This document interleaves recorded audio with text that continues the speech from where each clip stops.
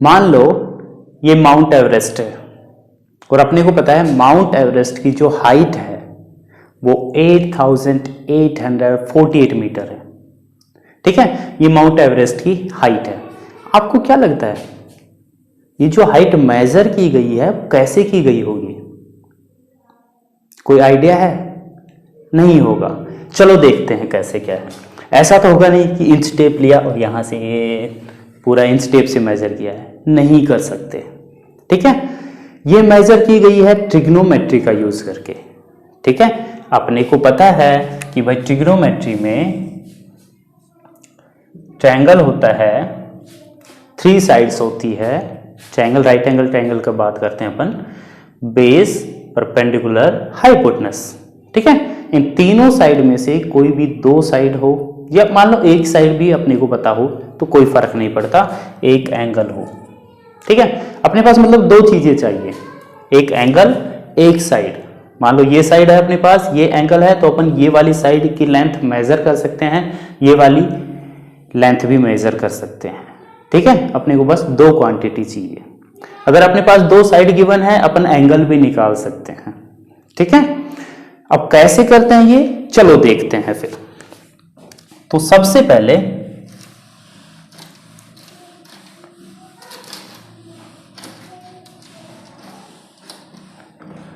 मान लो ये एक बड़ा टावर है। ठीक है, क्या है, ये एक बड़ा टावर है, इसकी अपने को हाइट फाइंड करनी है। ठीक है, बहुत बड़ा टावर है। ठीक है, मतलब बहुत ज्यादा डिफिकल्ट है ऐसे इसको मेजर करना। तो क्या करते हैं, एक थियोड लाइट बोलते हैं। ठीक है, एक अपना इंस्ट्रूमेंट आता है जिसको थियोड लाइट बोलते हैं, वो अपने ऐसा ही होता है कैमरा की जैसा। ठीक है, तो यहां उस इंस्ट्रूमेंट को रख के इसकी पीक को देखते हैं। इसकी पीक को, जब इसकी पीक दिख जाती है तो यहां वो जो थियोड लाइट है वो अपना एंगल बताता है। क्या बताता है? एंगल, कि कितने डिग्री का एंगल बन रहा है हॉरिजॉन और उस टॉप की जो लाइन ऑफ साइट है उसके बीच में। ठीक है, मान लो उसने बताया 30 डिग्री का एंगल। कितने डिग्री का एंगल बताया? 30 डिग्री का। तो ये अपनी जो हॉरिजॉन्टल डिस्टेंस है ये तो अपन मेजर कर सकते हैं ना, ज्यादा नहीं तो अपनी बाइक घुमाओ, भगा दो, पता चल जाएगा कितने किलोमीटर है, मीटर है, जो भी है। मान लो ये तुम्हारी 16 किलोमीटर है। कितनी है? 16 किलोमीटर। चलो हाइट निकालते हैं इसकी। कैसे निकालेंगे? देखो ये एंगल की बात कर रहे हैं तो भाई ये तो होगा अपना परपेंडिकुलर, ये हाइपोटेनस होगा ही 90 के अपोजिट है, और ये अपना हो जाएगा बेस। ठीक है, अपने को बेस से और परपेंडिकुलर से मतलब है, बेस तो अपने को गिवन है, परपेंडिकुलर अपने को निकालना है। तो अपन tan थीटा का यूज कर सकते हैं टू प्रेजेंट ब्यूटी।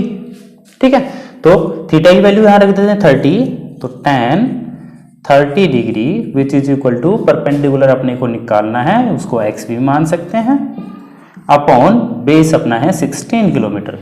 तो tan 30 की वैल्यू क्या होती है? 1/√3 which is equal to x upon 16। ठीक है, क्रॉस मल्टीप्लाई कर देंगे तो x√3 which is equal to 16। ठीक है, तो x की वैल्यू आ जाएगी 16 डिवाइड बाई √3 मीटर, किलोमीटर। ये अपना आ जाएगा आंसर। तो अपने को पता चल गया कि ये वाली जो लेंथ है वो 16/√3 किलोमीटर है, इसकी हाइट। तो ऐसे करके अपन, अगर अपने को ये निकालना होगा तो फिर बेस अपने को पता है, हाइपोटेनस अपने को निकालना है, तो कोस थीटा का यूज कर लेंगे। कोस थीटा का फॉर्मूला क्या होता है? Curly brown hair. ठीक है, तो कोस थीटा का बेस अपॉन हाइपोटेनस कोस वाला यूज कर लेंगे। तो कभी अपन साइन थीटा का यूज करेंगे, कभी कोस का करेंगे, कभी टेन का करेंगे। ठीक है, उनका कोसेक का, सेक का, कोट का, इनका जरूरी नहीं है, क्योंकि अपन जहां कोट का यूज करना चाहेंगे, कोट थीटा का, तो वो ये फॉर्मूला होगा b/p। तो अपना इससे भी काम चल जाएगा ना, टेन से। ठीक है, तो साइन, कोस और टेन, इन तीनों का अपन यूज करेंगे। अब चलते हैं अपन क्वेश्चंस पे। उससे पहले एक एग्जांपल छोटा सा और बता देता हूं मैं।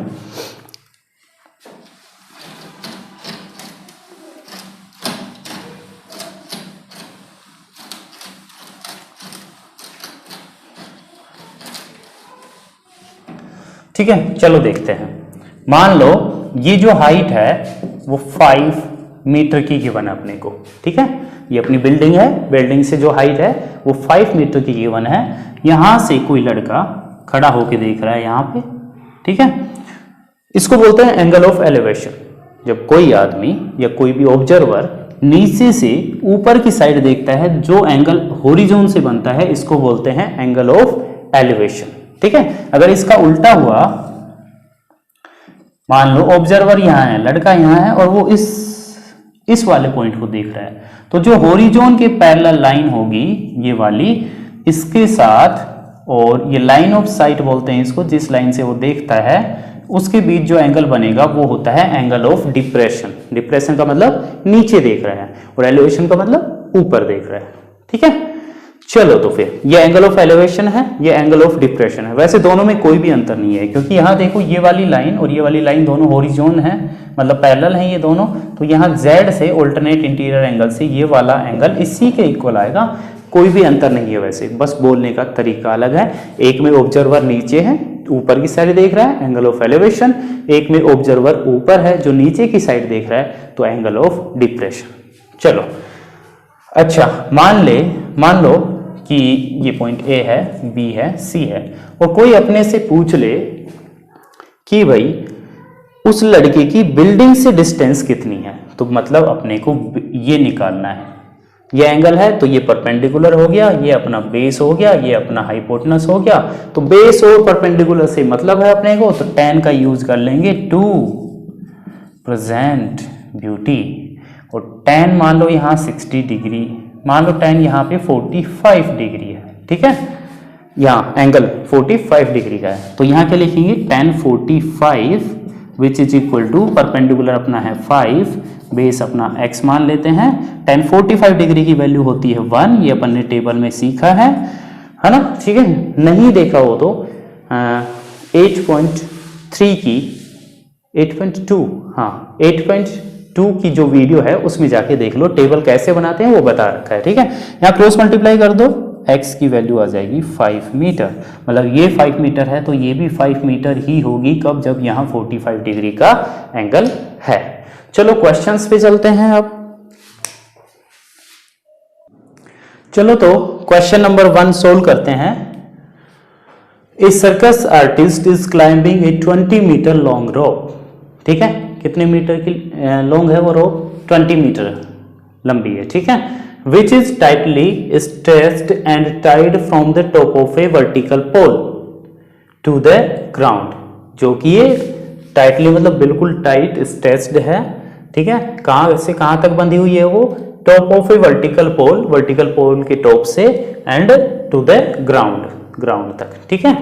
Find the height of the pole की हाइट फाइंड करनी है। If the angle made by the rope with the ground level is 30 degree. चलो सिचुएशन क्रिएट करते हैं। ये अपना वर्टिकल पोल है, ठीक है। ए बी क्या है, वर्टिकल पोल, ठीक है। इसके टॉप से ग्राउंड के किसी पॉइंट पर ये रोप टाइट है, ठीक है, रोप बंधी हुई है, ठीक है। और ये जो रोप है वो कितने मीटर है, 20 मीटर की है, 20 मीटर लॉन्ग रोप, ठीक है। अच्छा, इसने बोला है the angle made by the rope with the ground level is 30 degree. Angle made by the rope with the ground level is 30 degree, मतलब इस एंगल की बात कर रहा है वो, ठीक है। अब आगे देखते हैं, अपने को निकालना क्या है, हाइट ऑफ द पोल, मतलब ये वाली, ठीक है। हाइट निकालनी है पोल की, सिंपल सी बात है, और तो कुछ निकालना है नहीं, ठीक है। चलो तो आगे देखते हैं। इसको मैं h मान लेता हूं, क्या मान लिया इसको, h, ठीक है। अब सुनो ध्यान से, ये हो गया अपना परपेंडिकुलर और ये हो गया अपना हाइपोटेनस। तो परपेंडिकुलर और हाइपोटेनस किस में आते हैं, साइन थीटा में, ठीक है। सम, बताया था ना formula, some people have curly brown hair to present beauty, ठीक है। Some people have curly brown hair to present beauty, some people have curly brown hair to present beauty, रट लेना इसको, ठीक है। चलो अब आगे देखते हैं। तो अपने को पता चल गया कि परपेंडिकुलर और हाइपोटेनस से मतलब है अपने को, तो अपने को साइन का यूज करना है। तो लिख देंगे sine 30 degree which is equal to perpendicular है अपना h अपॉन हाइपोटेनस है 20। साइन 30 की वैल्यू क्या होती है 1/2 which is equal to h upon 20। Cross multiply कर दो 2h इज इक्वल टू आ गया 20, तो h की वैल्यू आ गई 10 मीटर। कितनी आ गई 10 मीटर। तो कुछ नहीं करना था, देखो क्वेश्चन में पहले ही बोल रखा था कि भाई ये जो रोप है इसकी लेंथ है 20 मीटर, ठीक है। ये अपने को हाइट निकालनी है, इसकी एंगल दे रखा है 30 डिग्री का, साइन का यूज होगा sine 30 is equal to perpendicular जो कि h अपॉन हाइपोटेनस जो कि है 20, क्रॉस मल्टीप्लाई से सोल्व कर देंगे। साइन 30 की वैल्यू तो पता ही है अपने को 1/2 होती है। चलो फिर क्वेश्चन नंबर 2 पे चलेंगे अपनी।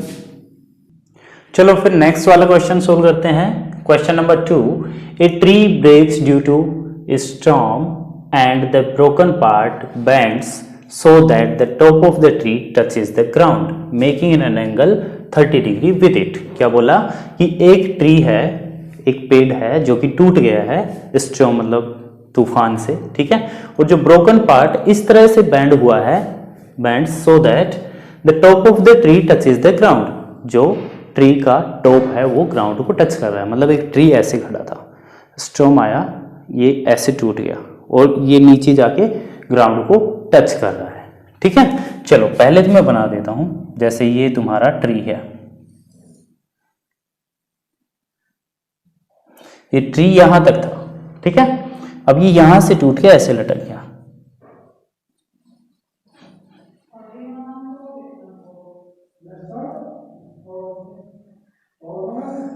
ठीक है। अब आगे क्या बोल रहा है भाई, make an angle 30 degree with it. जो ये टॉप है, ये टॉप यहां से ऐसे आ गया, ये टॉप है जो ग्राउंड के साथ 30 डिग्री का एंगल बना रहा है, ठीक है।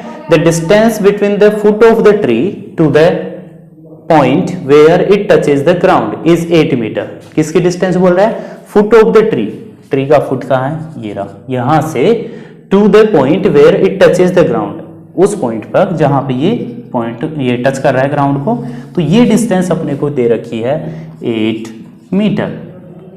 Find the height of the tree.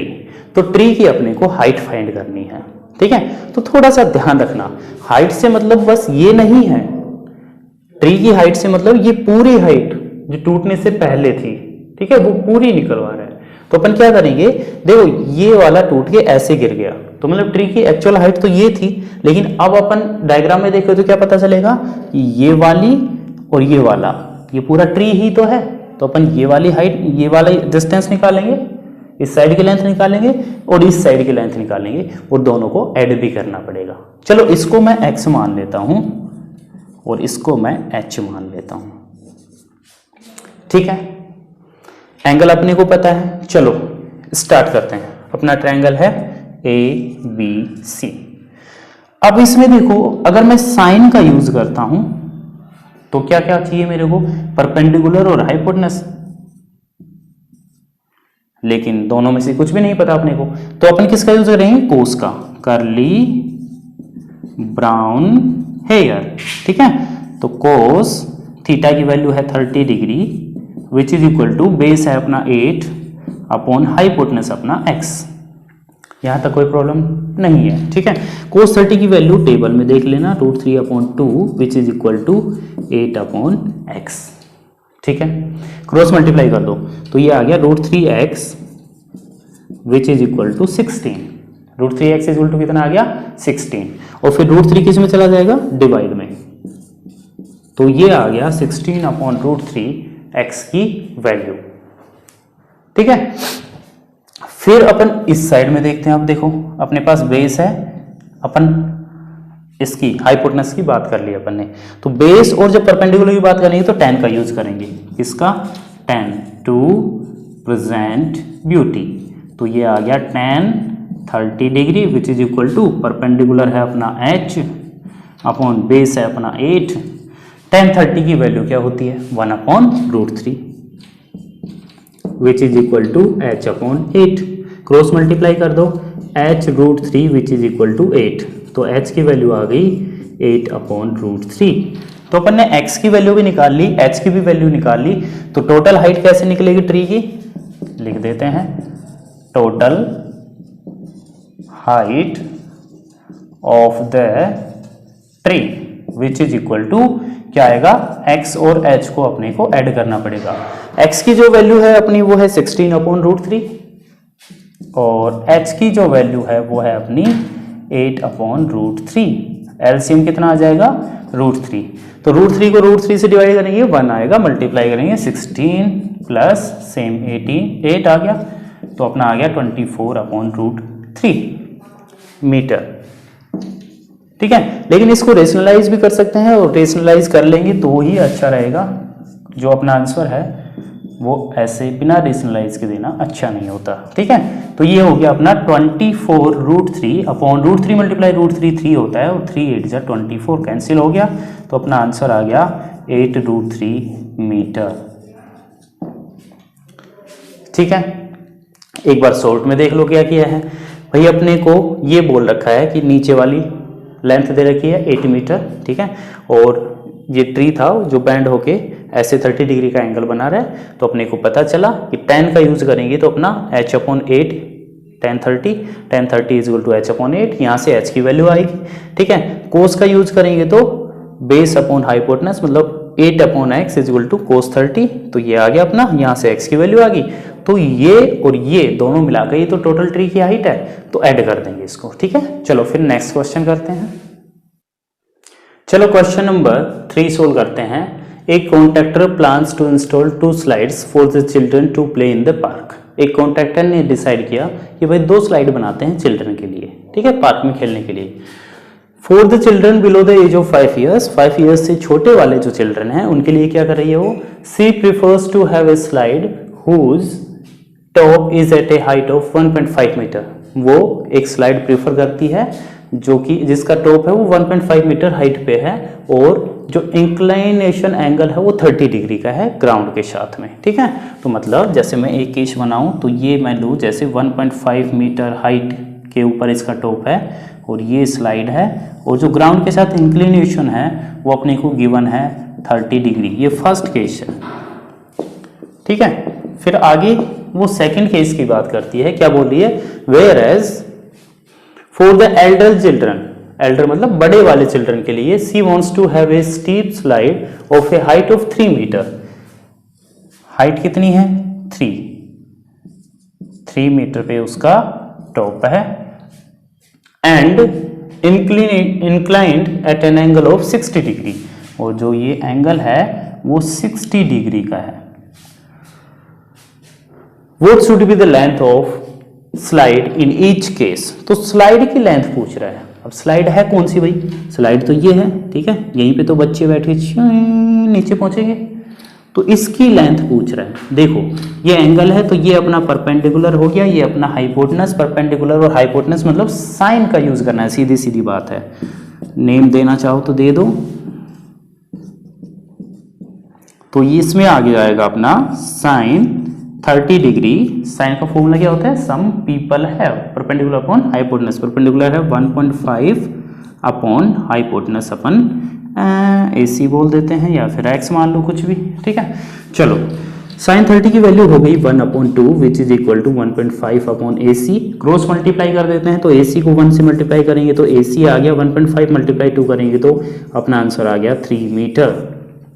ठीक है, तो बोलेंगे the slide of the length of slide smaller बोल दो, the length of smaller slide is 3 meter. ठीक है, चलो फिर आगे देखते हैं।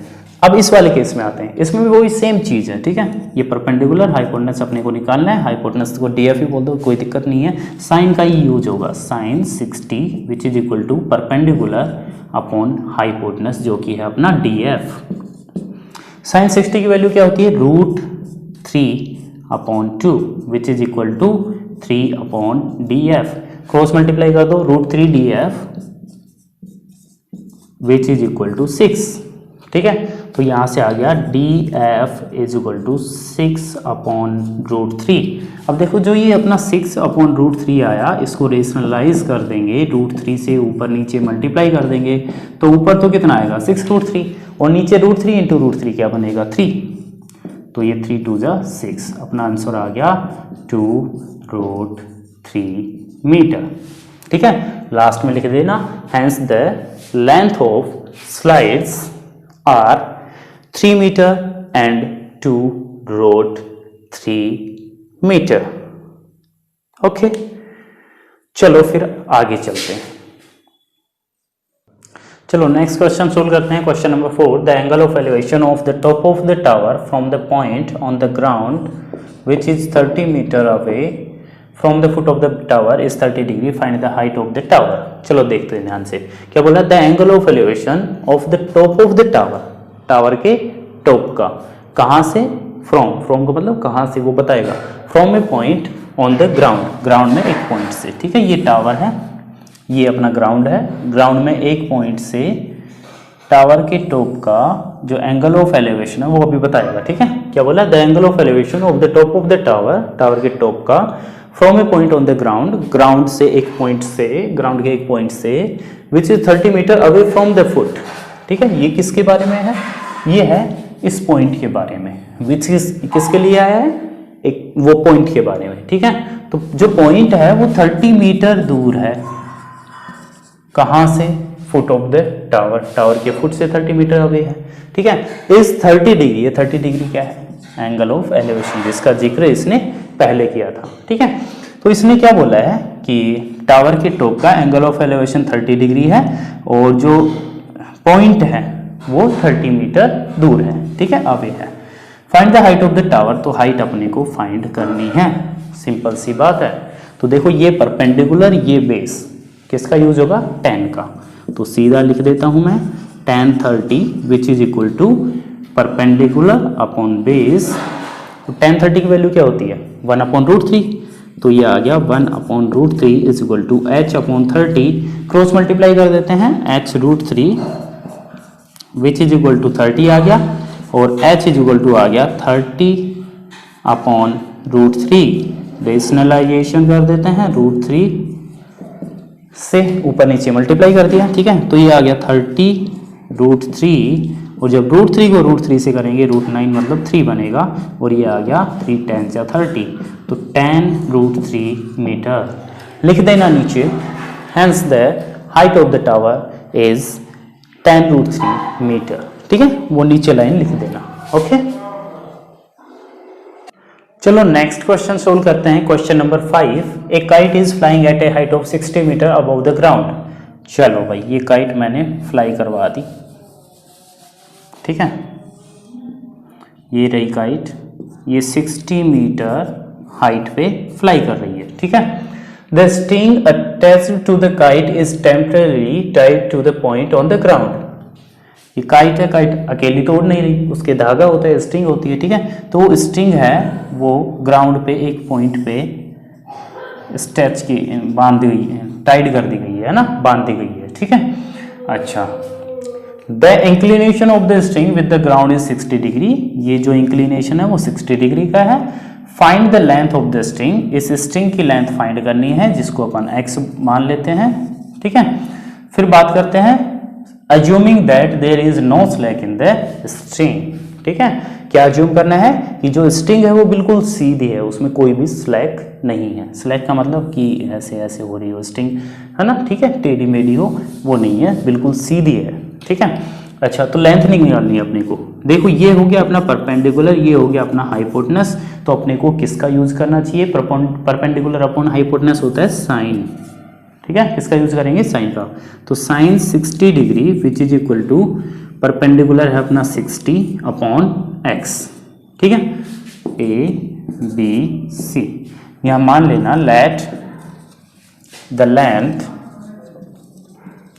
Of string be x meter. ठीक है, साइन 60 की वैल्यू पुट कर दो। साइन 60 की वैल्यू होती है √3/2 which is equal to 60/x। Cross multiply कर देते हैं, तो ये आ गया √3x which is equal to 120। तो x की वैल्यू आ गई 120 अपॉन रूट 3। तो अपने को पता है रेशनलाइजेशन करना पड़ेगा, तो मल्टीप्लाई कर देंगे रूट 3 अपॉन रूट 3 से। तो ऊपर आ गया अपना 1/120 रूट 3 अपॉन रूट 3 को रूट 3 से मल्टीप्लाई करेंगे तो 3 आ गया। तो 3 से जब इसको कैंसिल करेंगे तो ये कितनी बार होगा, 40 टाइम्स। कितनी बार कैंसिल होगा, 40, और ये रूट 3 तो बचेगा ही, 40 रूट 3 मीटर।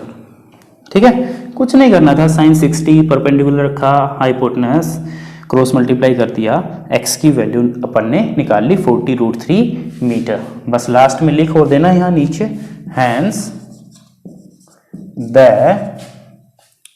लेंथ